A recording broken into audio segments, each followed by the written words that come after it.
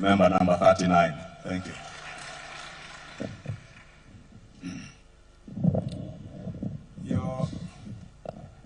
Your Excellency, President William Samoei Ruto, the President of Kenya, the Commander-in-Chief of our Defense Forces, Bishop Langat, and all the leadership of the church, the Deputy Bishop and the other pastors, my fellow leaders present, ladies and gentlemen, good afternoon.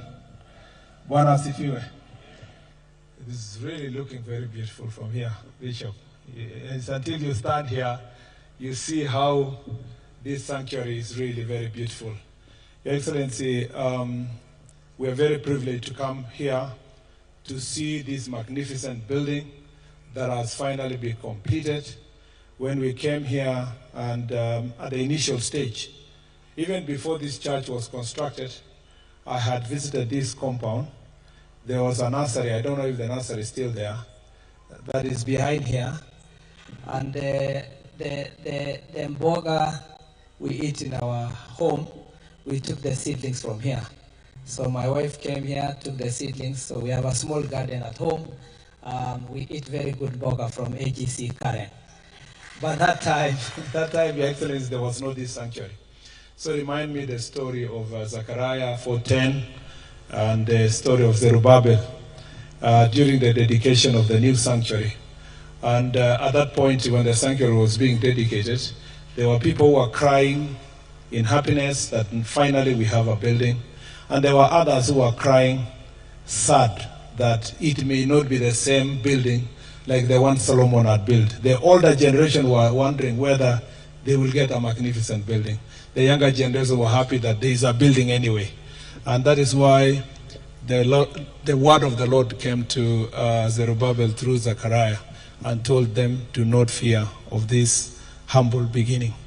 This very small structure starting here, you will see the plumb line at the end when you see this structure is complete. And honestly, Your Excellency, if you told anyone such a magnificent building will be here, they may not have believed it then, but now we are here with in your presence, celebrating such a magnificent work that has been done by the members of this church and stakeholders, including yourself, who have made a difference. 2.5 years ago, we were here, and we received your generous donation. We also got the privilege to make a small contribution ourselves. And I told the bishop, and I've told him, we were in Kaboson the other day in Bomet, and I told Bishop, every time we come and give our contribution in church, it is not, we are not doing a favor to you or to the church or to congregation. We are not even seeking to be praised.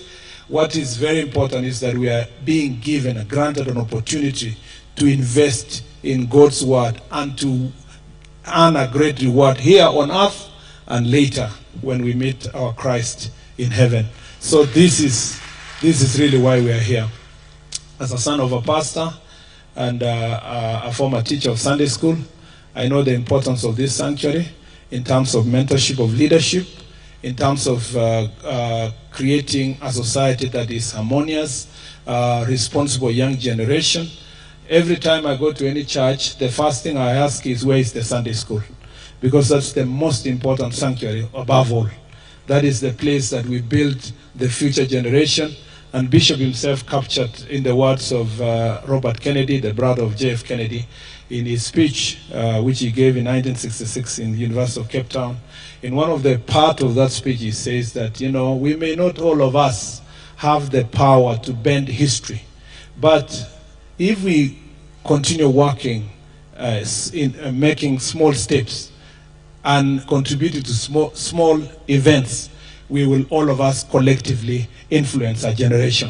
And I believe that each one of us here, in our country, in church, outside church, as long as we continue making positive steps towards a better nation, we will collectively make history as a generation.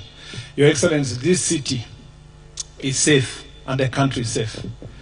In fact, our country is safer than ever from border challenges with our neighbors, to issues of banditry, to issues of robberies and all that. Your Excellency, under your administration, we have made very, very positive strides because of the investment in the security sector, the equipment, modernization. Your Excellency, recent recruitment has given us even greater impetus. We're expecting the recruits to be out in 4 months. You've done a lot in terms of investing in this sector. There's only one challenge that we still face, Your Excellency. And the greatest threat to our national security is not from the slums of this republic, it's not from the young people, it's from leaders, Your Excellency, who, consciously, they wear a tie, they are in air-conditioned offices, they are called Mheshimiwa or potential Mheshimiwa, but Your Excellency, plan every day how to recruit goons and gangs to terrorize the people of Kenya. And many of these leaders are doing so because of bankruptcy of ideas.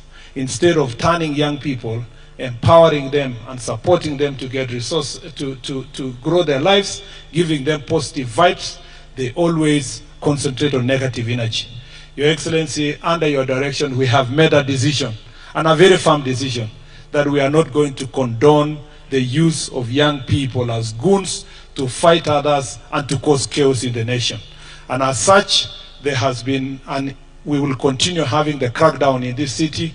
Last week, we arrested over 100 goons that are being used to terrorize citizens. And last week also in Kitale, which had become a very dangerous town, we arrested over 200 goons. That crackdown will continue, and the security forces are properly instructed to ensure that this nation becomes safe. And as we prepare for next election, I want to assure the people of Kenya to be ready, register yourself, get your ID, get your voter's card. It will be a safe elections because we will provide the necessary security that will protect the people of Kenya. With those many remarks, Your Excellency, it is now my privilege,